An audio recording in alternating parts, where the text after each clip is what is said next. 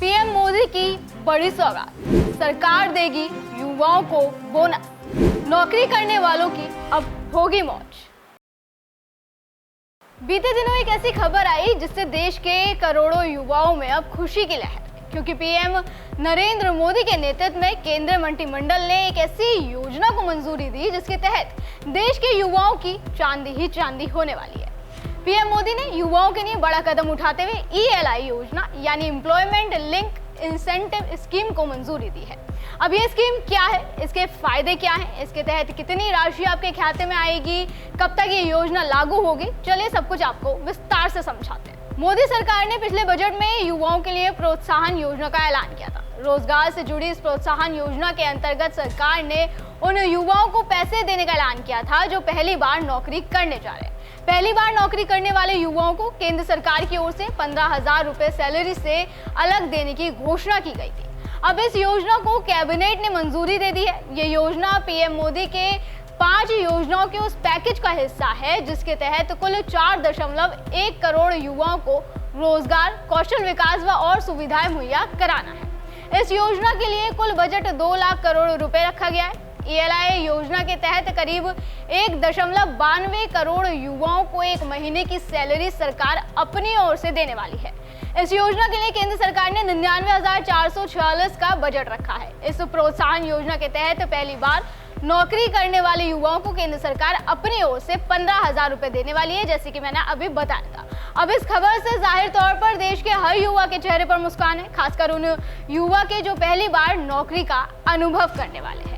इस योजना के लिए कौन कौन पात्र होगा ये भी बता देते हैं। तो देश के कोई भी युवा जो पहली बार नौकरी ज्वाइन कर रहा है वो इस योजना के लिए पात्र है, लेकिन कर्मचारी की सैलरी 1 लाख रुपए महीने से ज्यादा नहीं होनी चाहिए। मतलब 1 लाख रुपए तक अगर आपकी सैलरी है तो ही आप इस योजना का लाभ उठा पाएंगे। इसके अलावा कर्मचारी का EPFO यानी एम्प्लॉयज प्रोविडेंट फंड ऑर्गेनाइजेशन में पहली बार पंजीकरण होना चाहिए। मतलब EPFO से पहली बार जुड़ने वाले कर्मचारी को ही इस योजना का लाभ मिलेगा। EPFO भारत सरकार के तहत एक ऐसी संस्था है जो कर्मचारियों की सामाजिक सुरक्षा और बजट को सुनिश्चित करती है। जब आप किसी कंपनी में नौकरी शुरू करते हैं तो आपकी सैलरी का एक हिस्सा हर महीने EPFO के खाते में ही जमा होता है और ये पैसा आपके प्रोविडेंट फंड यानी PF में जमा होता है। इसके अलावा अगर आपको ELI योजना का लाभ उठाना है तो आपको कम से कम 6 महीने तक नौकरी करनी ही होगी और अगर आप उससे पहले नौकरी छोड़ते हैं तो आपको नियोक्ता को वो राशि वापस करनी होगी जो आपको हर महीने के तौर पे मिल रही है। और ऐसा नहीं है कि ये योजना सिर्फ कर्मचारियों के लिए है और कर्मचारियों को ही इसका फायदा होगा। इस योजना को 2 भागों में बांटा गया है, पहला कर्मचारी और दूसरा कंपनी। ELI योजना सिर्फ कर्मचारियों के लिए नहीं बल्कि नौकरी देने वाले कंपनियों के लिए भी एक तोहफा है। अगर कोई कंपनी नए कर्मचारियों को कम से कम 6 महीने तक नौकरी पर रखती है तो सरकार उन्हें भी प्रति कर्मचारी 3,000 रुपए हर महीने तक का प्रोत्साहन देगी। खासकर मैन्युफैक्चरिंग सेक्टर में ये लाभ 4 साल तक मिल सकता है, यानी नौकरी भी बढ़ेगी और इससे अर्थव्यवस्था को भी लाभ होगा। लेकिन इसके लिए भी कुछ शर्तें रखी गई हैं। सबसे पहले शर्त तो ये है कि कंपनी को EPFO के तहत रजिस्टर्ड होना जरूरी है। दूसरा, अगर 50 से कम कर्मचारी हैं तो कम से कम 2 नए कर्मचारी नियुक्त करने होंगे। वहीं अगर 50 से ज्यादा कर्मचारी हैं तो कम से कम 5 नए कर्मचारी आपको नियुक्त करने होंगे। अब बात धनराशि की कर लेते हैं कि ELI योजना के तहत ये धनराशि किस हिसाब से आएगी।